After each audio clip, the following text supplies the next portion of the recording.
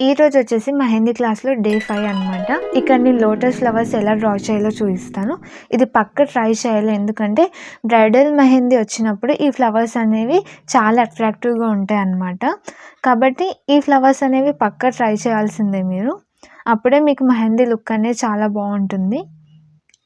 Cut work కానీ, starting designs కానీ దీంతో స్టార్ట్ చేశారంటే చాలా వస్తాయి. సో, ఇక్కడ నేను చూపిస్తున్నట్టు డ్రా చేయండి. కొంచెం టైం పడతది ఫ్లవర్ షేప్ రావడానికి. బట్ మీరు ప్రాక్టీస్ చేస్తే మాత్రం ఈజీగా వచ్చేస్తుంది. అండ్ నేను ప్రాక్టీస్ చేసే వాళ్ళకి చెప్తున్నాను.